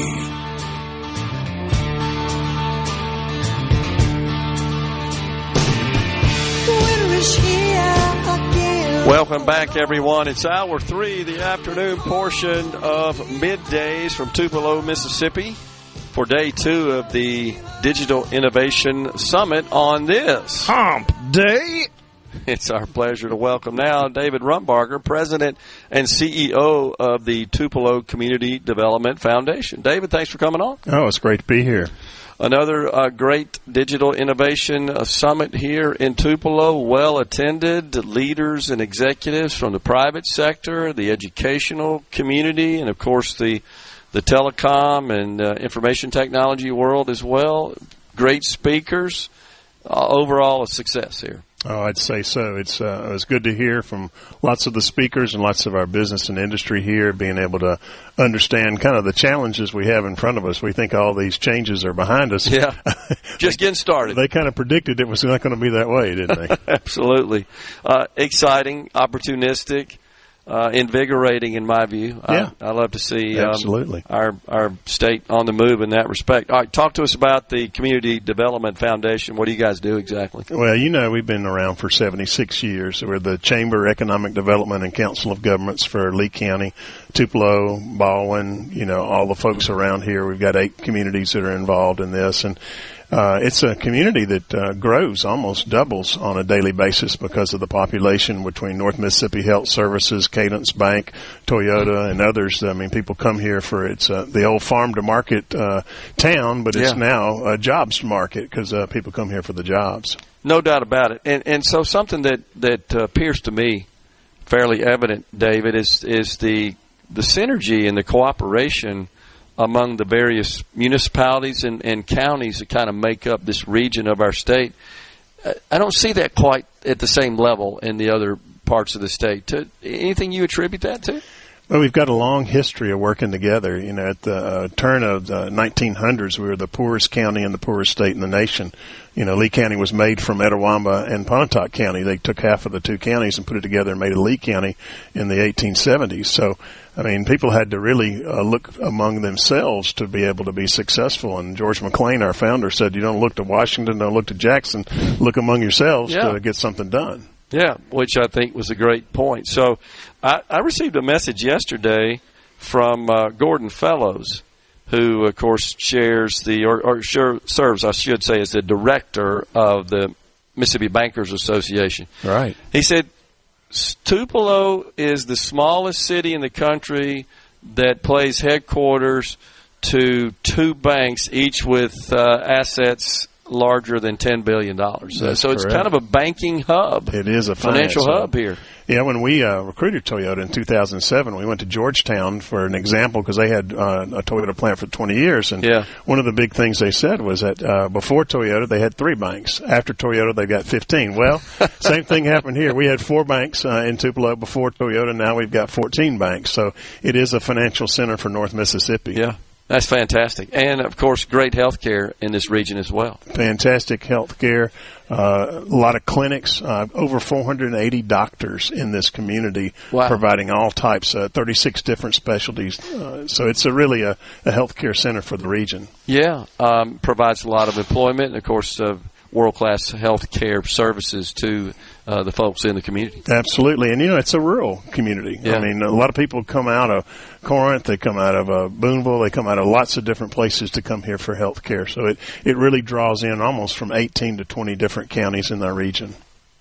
The state overall, David, is thriving and really hitting on all cylinders. Our governor rightfully touts that all the time. Results in education are certainly getting noticed across the country, honestly. Right. What's Mississippi doing to improve its educational outcomes so dramatically?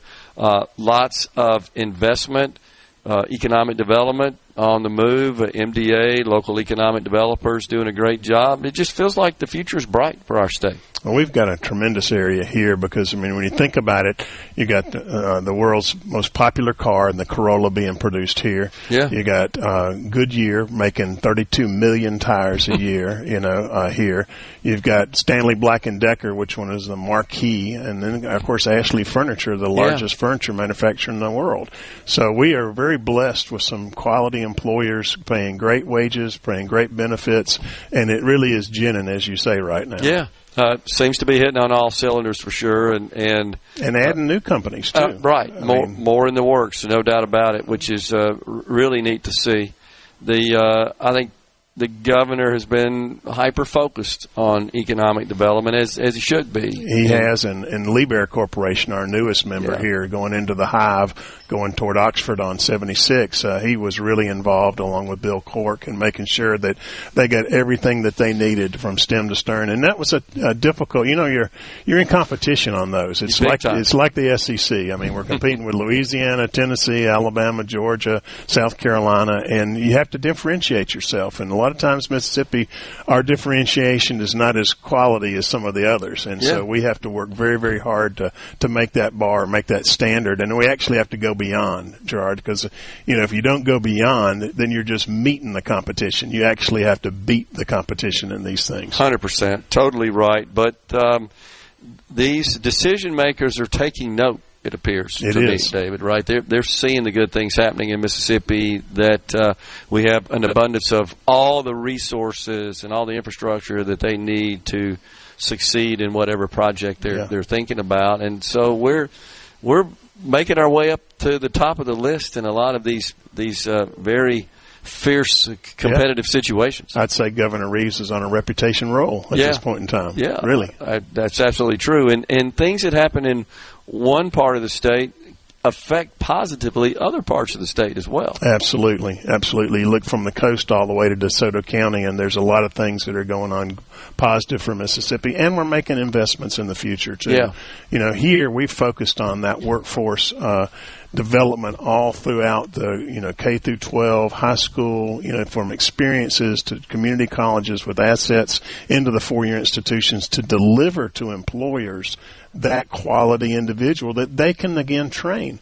You heard today in these conferences, it's about problem solving, it's about interaction, it's about human relations. Everybody talked about working in teams. I mean, that's the first time I've heard every speaker talk about that. That's awesome. And it is awesome. And we've done that in Mississippi for years. And it hasn't always been that way, especially with respect to integrating the educational community into the mix and into the discussion. But one thing we've seen and just talking to the various educational leaders is that they're all about it. Dr. Jay Allen from Itawamba talked about it today as an example. And, this, all of our community college presidents and their leadership, they're all about working directly with the private sector to do everything they can to make sure their institutions are training the workforce of the future. Well, and I was glad to hear Dr. Evans, Lance Evans, our state superintendent, make that solid connection. Of course, he's a product of the community college system. He talked about that. Which, if you've been through it and done it that way, then now you have a different perspective than maybe a superintendent that came from the outside. Yeah. So I think he's going to make a real difference in that process. Yeah, I do too. And do you not see that employers also value the community college in particular and our education achievements as well? They see that as a good place to set up shop to access a workforce that's ready to go to work. And I think Accelerate Mississippi, it is now fulfilling that vision that the legislature had for it 3 years ago as it was founded, and Courtney Taylor and her staff. I mean, they've really come on strong. They're making a difference. I mean, there's still miles to go before we sleep, but I mean, they're making a difference right now. And certainly Bill Cork has made a difference at MDA. His work ethic, his vision, his ability to make an evaluation.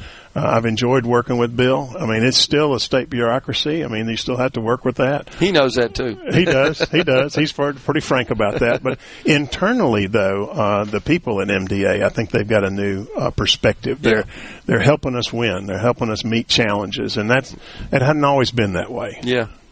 David, anything in particular you'd like to see in this coming legislative session? Any requests you have, any discussions you've had with state leaders in that respect? Well, we passed MFLEX a number of years ago, and that has been a real godsend for Mississippi because it allows communities from, 400 or smaller communities all the way to the Madisons and the Jacksons to compete for capital across the state. It provides employers with assurance on what they would get. It's formula-based. Right. And so the next step in that, and Oklahoma's done some of that, and Connecticut's done some of that, is to take that and monetize it. Take a look at how that might be able to be monetized on an early system, because it's all about getting into the black, from startup. Mm-hmm. How do you make money from startup? Startup costs money. You put money out month after month after month. It's getting that money back is what we need. Totally agree. David Rumbarger, President and CEO of the Tupelo Community Development Foundation, has been our guest. Appreciate it, David. Thanks a lot, man. Congratulations on all your success here. Appreciate that. Yeah, but you got it.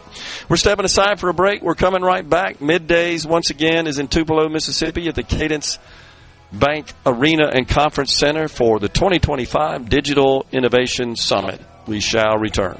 Everything's gonna be all right.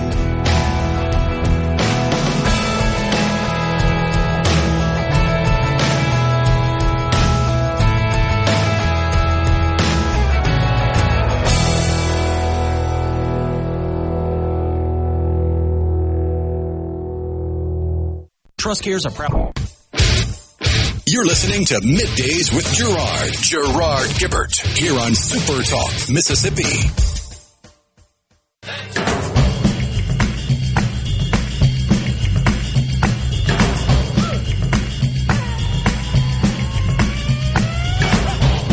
We're back with you at the Digital Innovation Summit, Tupelo, Mississippi. That's where we have relocated the Element Wealth Studios for the past 2 days. And tomorrow we're going to be, along with the Sports Talk Mississippi team, we're going to be live at the Sanderson Farms Championship at the Country Club of Jackson.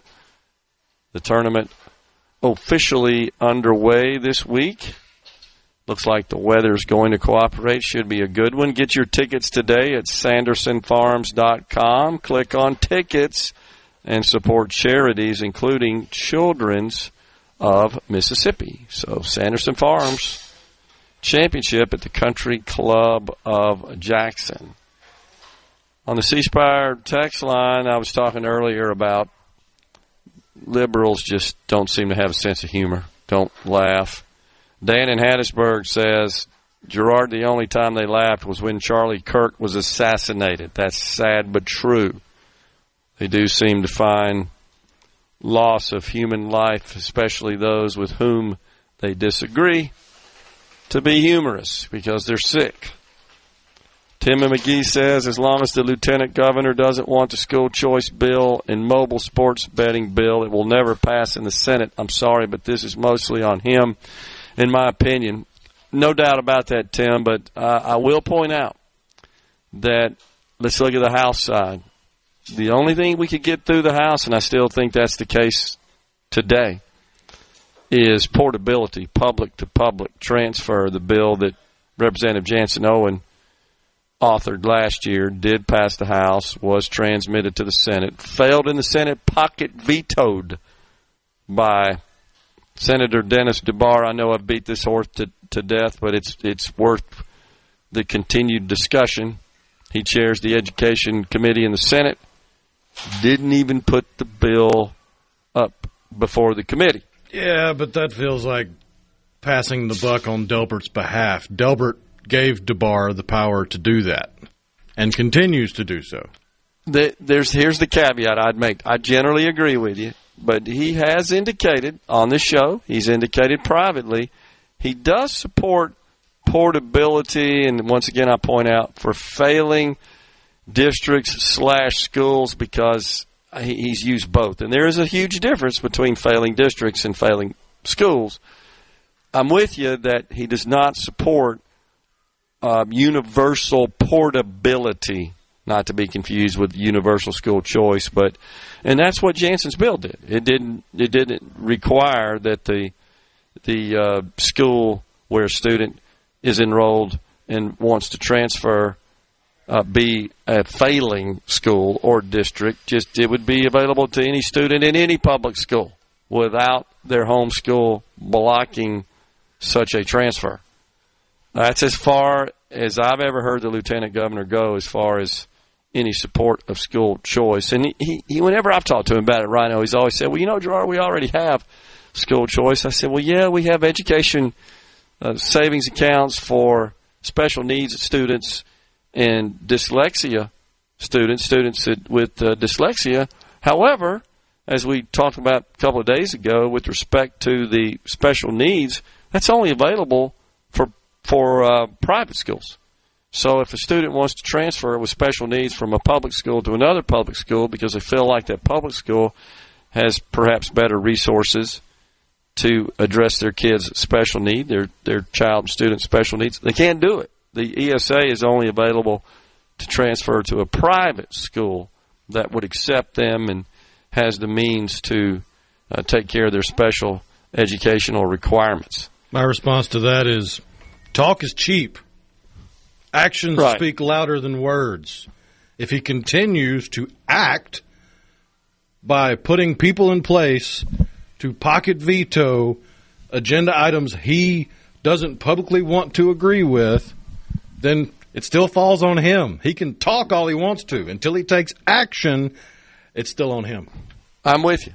And look, we would be remiss if we didn't point out we faced the same challenge with Speaker of the House Philip Gunn, who for years appointed Representative Richard Bennett to head the Education Committee in the House, who was a staunch, strong opponent of school choice. And honestly, so was the Speaker. And like you're saying, Rhino, same scenario, right? You're appointing someone to the committee in charge of such legislation that you know is going to kibosh any so-called efforts to implement policy with which they disagree, in this case, a school choice program. So, yeah, I agree that there are issues with the lieutenant governor in the Senate, and if he really wanted to get just the minimum public-to-public transfer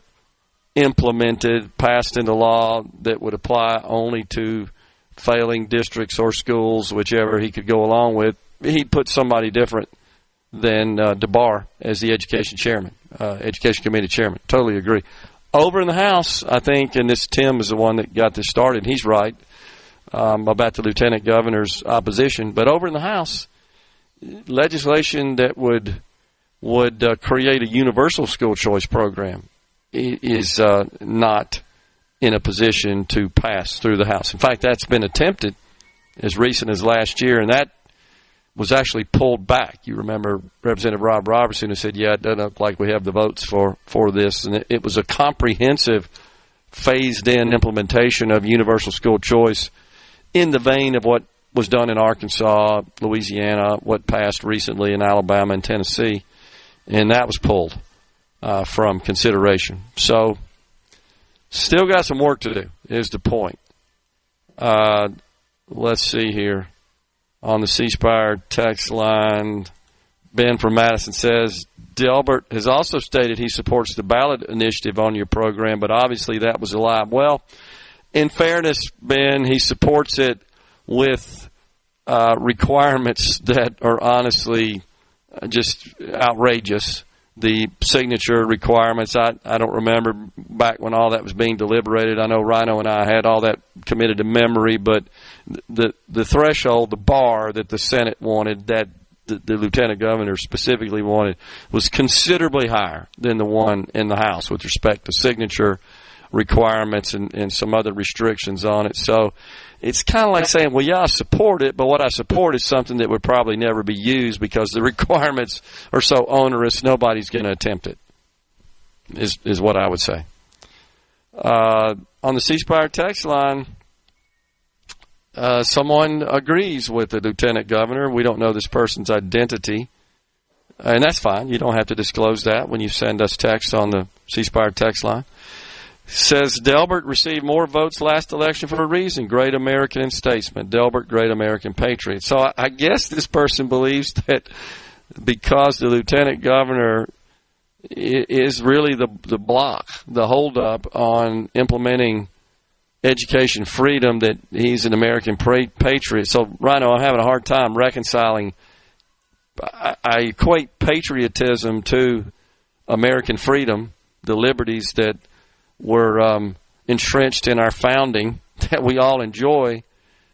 Help me understand that. So you want more restrictive government, and you consider a person who supports more restrictive government a patriot. I'm having a hard time with that one. And again, that's the same person that said school choice makes no sense, and I said they were either obtuse or ignorant, and they only heard ignorant, so they got riled up about that. They also said soccer's a communist plot designed to overthrow America, so maybe this person doesn't really have a good grasp on reality. I got you. So on the C-Spire text line, somebody says Tupelo Public Schools have many, many tuition students. And that's great. How many? Do you have any idea? I mean, I'm being serious. I don't know how many there are, but these, of course, would be students who transferred from other schools other public schools that don't live in the district of Tupelo Public Schools. Therefore, Tupelo charges them a tuition. I'd be curious as to how many that number is and what percentage that is of total enrollment. And the fact that the neighboring districts are allowing that, I think is great. And that's likely because they don't feel the fear, they don't feel the threat and the pressure of just so many requesting and exiting their school to put them in some sort of financial pickle. But I think it's absolutely true that it's all about protectionism, and that's what's going on here. I still believe that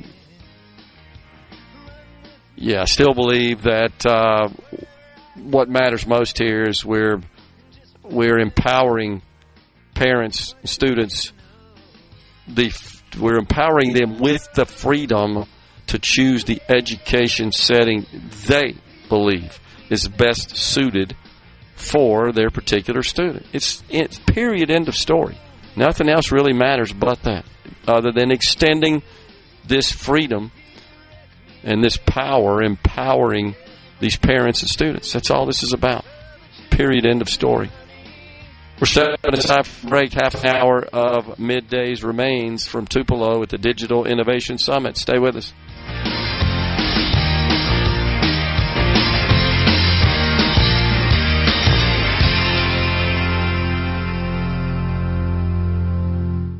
From the Seabrook.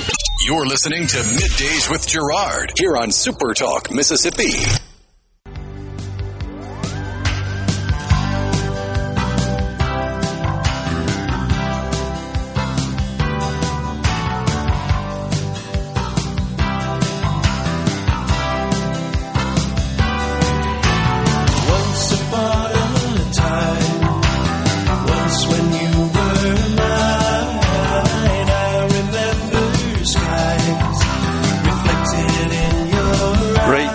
Great video by the Moody Blues there. Appreciate that, Rhino.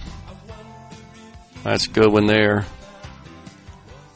So, Andy says Lee County does not accept kids out of district, honestly, because if they did, Tupelo would lose a lot of Saltillo and Moorville kids.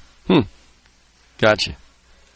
So, on the C Spire text line, and we see this a lot, Rhino, the 662, could parents not leverage such freedoms for decisions by choosing where they live, where they work, all based on the quality of school systems in those regions of the state? Short answer is no. That's impractical.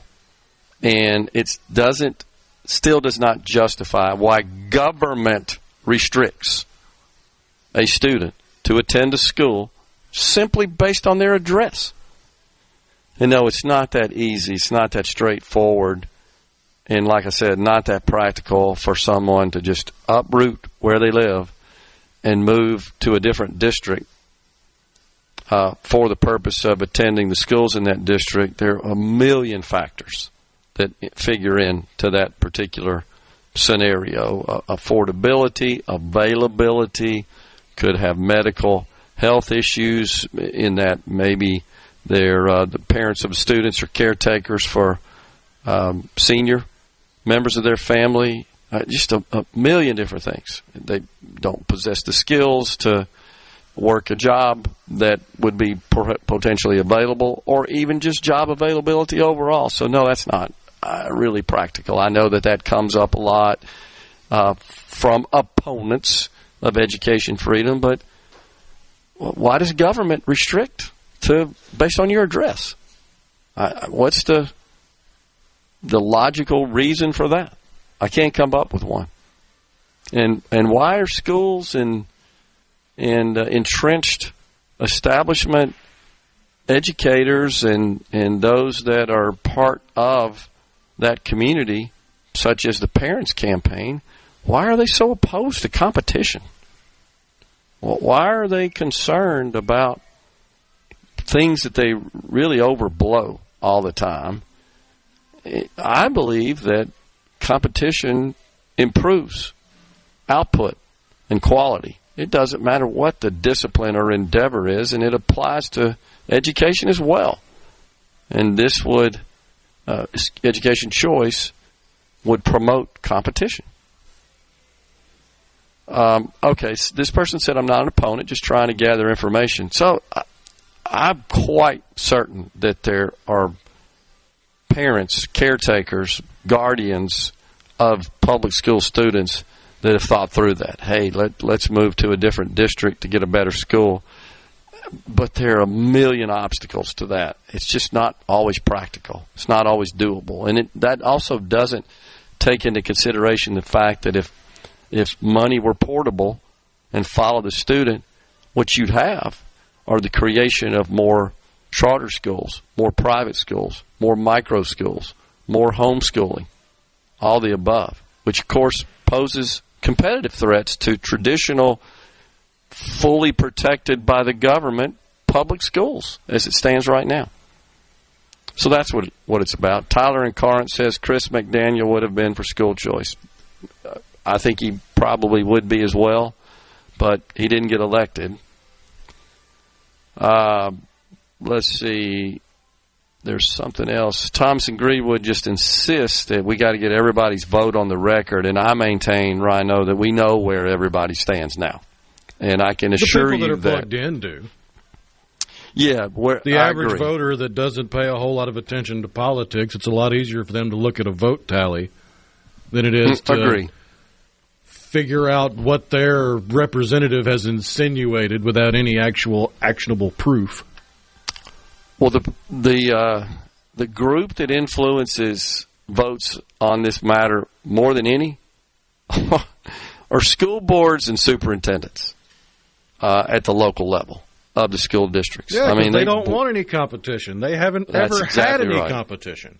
They blow these guys up, man. Maybe more than any other category of citizen, as far as it's almost like they got too much free time on their hands. It does make you wonder. As far as just direct communication or attempts at direct communication on their position on issues to voting members of our legislature, seems that more of that stems from those two groups of people than any others in the state, honestly. Let's see, Blake in the Delta, what are your thoughts on the ADP jobs report revision of last month? Small business employees seem to have hit the worst, 21,000 jobs shed. Anecdotally, we had a round of layoffs last week. Things have got to get better. It's not trending well, in my opinion. I'll say this, Blake. I have more confidence in the ADP reports than I do the BLS reports, by the way. There's also a story there. The individual that the president appointed to head up the BLS to clean up that mess over there, he just resigned. He haven't really been in the role. And so Santoni, his last name, he's a brilliant economist. I think he would have been great. It was a great pick on the part of the president. But I don't know what the story is behind it, but I saw the report last night. He's not going to stay in that particular job. Probably a lot like Elon Musk. He's used to having things done at a relatively normal speed, and then you try to get anything done in government, and they just look at you like you got 4 eyes and 14 ears out of your head. It's a true story. That's absolutely true. And I think at the side of that, they say, I don't want any part of it. And it's just tradition, if you will, which is not worth anything in my view. So, Andy says, and Tupelo says, as far as moving, believe me, I considered it. If mortgage rates and home values ever make it practicable again, I will definitely leave Tupelo city limits. Well, there you go. So that's not a solution in my view. And I appreciate the person on our text line saying, hey, I was just trying to get information. Also says, is that not the very decisions they'll need to make to accommodate a move of schools, even under school choice opportunities? No, not necessarily. They just need to figure out transportation, because I haven't seen any school choice legislation that would provide transportation to a student outside of the normal bus routes in a district. So I'm not really that concerned about that. Let's see, this is on the C Spire text line. Isn't school choice a false promise if good public schools are not required to take students who want to move from bad districts? How can you solve that? Kim in Hattiesburg asked. I don't think it's a false promise. It doesn't really matter. I can't emphasize this enough. It's providing freedom. It's empowering parents and guardians that have children in the public schools to have that freedom. I believe that once that freedom exists, Kim, that you will see schools, both public and private and charter and micro, you'll see a change, a positive change in all the various delivery and models of education change, because that money can follow the child, because it's not restricted to the school that serves the address where the child resides. That's how I think that will be handled. And that also means that there will be public schools that perhaps want to expand, want to build more capacity to handle the transfers that they're being requested of. So I think all that's good. But it's a good question, Kim, and I hear you. But I wouldn't say it's false. And look, here's the reality is, in my view, it becomes a numbers game. And if we're helping as many as possible based on capacity, then that's still better than the status quo.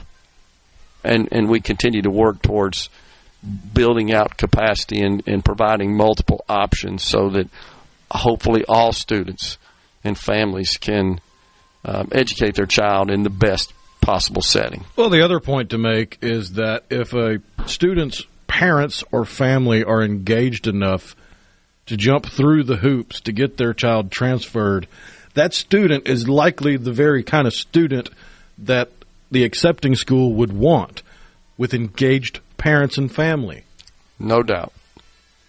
No doubt. And I know we've talked about that many times, and I think the fears are overblown at a minimum, and there's so much fear-mongering.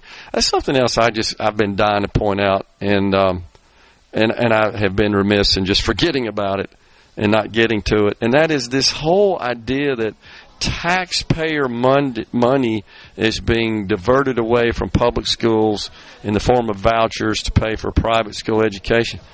That taxpayer money is the money paid by the household where the student lives. It's their taxpayer money. And anybody says, well, no, they don't pay. They're not paying any income tax. They all pay sales taxes. And the state receives 38% of its general fund funding from sales taxes, not income taxes. Everybody pays sales taxes, so they are paying. So you're giving them the option of directing the money they paid to the state to the education setting of their choice. Period.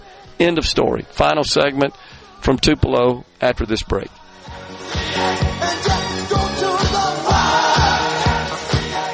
We've sent that ribbon. Middays with Gerard Gibert. Let's do this.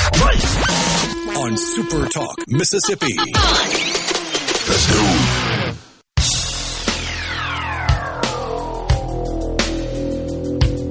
A Monday warrior, mean strike. Today's Tom Sawyer, mean pride.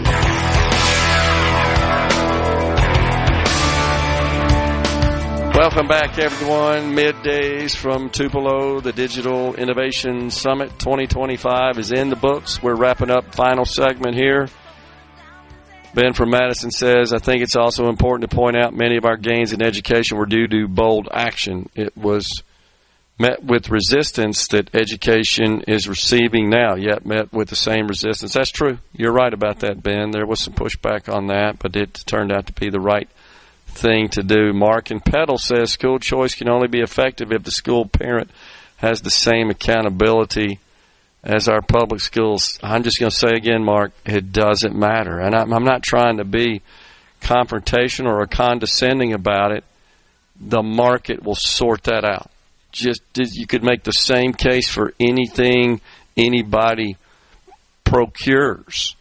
Any good or service, that, hey, if it doesn't work, you won't buy it anymore. So if you make a decision here or the word gets around, hey, don't go to that place, it's terrible, it's not really producing good outcomes and good results, then that will work itself out. The market will sort that out, not government. Government says you're going here, like it or not. Doesn't matter. If it's bad for you, if it doesn't work for your particular student, your student's not flourishing, sorry, you're stuck there. So just give them a choice. Let them figure it out. That's all this is doing here. There's no need for all this government oversight. That's what Democrats do. You don't know. It's to Rhino's point, talks about health care all the time, how we've seen a massive spike in the cost of health care coverage since Obamacare. That's exactly what that was. You know, you can't buy these catastrophic plans. You don't know what you're doing, consumers. You've got to buy these plans that are 3 times as much as the old catastrophic plans were, because we're protecting you. We're looking out for you. And every time government says that, usually you end up with a worst case scenario. And that's what we're trying to get around here. Really like your show, says Dave from Ripley. Among the many reasons is the way y'all break down the complicated, sometimes difficult news of the day. Again, great show and thanks. Appreciate that, Dave. Have a blessed day. And you too, sir. Appreciate your feedback there. On the C Spire text line, this is a point we've made numerous times about the whole school choice issue. Private school people pay taxes. School taxes just like the public school people do. They should be entitled to whatever those are. I think some MAIS kids will go to public schools of their choice. Yeah, and so something else we should point out is that there are just under 50,000 private school students in the state of Mississippi right now. If all the private schools shut down the state and all 50,000 students thus enrolled in the public school that is attached to their address, I'll go ahead and say that the entire state of Mississippi's budget would collapse. And that's because every school virtually in school district would receive an influx of students they've never planned for. So they're basically receiving the taxes paid by the private school, their choice, not saying that they're not right when they say, well, they made that choice to go to the private school. Yeah, but they're also doing you a huge favor because they're paying taxes that you're receiving, both state and local, with no expenses associated with it. You're not having to educate their kids. They're taking care of that for you. That needs to be entered into the mix as well, in my view. So, let's see here. Larry points out, Larry Amiz, the Amiz Attendance Center is an A-rated school, but we are already busting. It seems, and I said, I get it. He said with kids from other schools.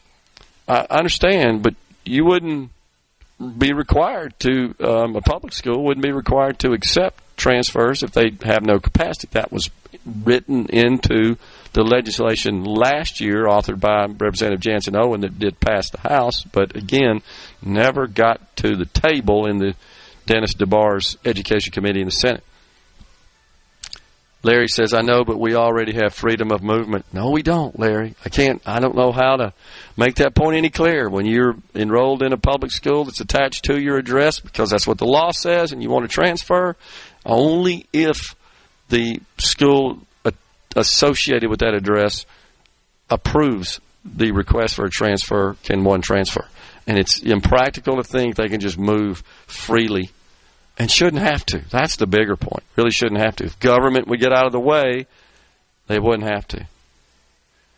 It is true that there is a deeper issue at play here with respect to education outcomes, and that's just the dysfunctional home lives that many of our public school students experience, and that's more of a cultural and a societal problem that needs to be addressed, and that's got to come from the people closer to those communities and closer to that situation that would deliver that message and make it clear that it's not okay.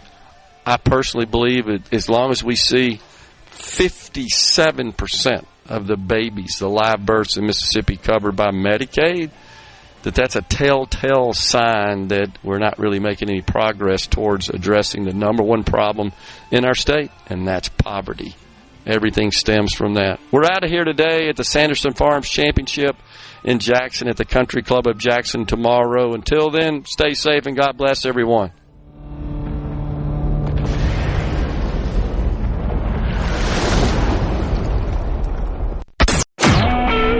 SuperTalk Mississippi Media Production.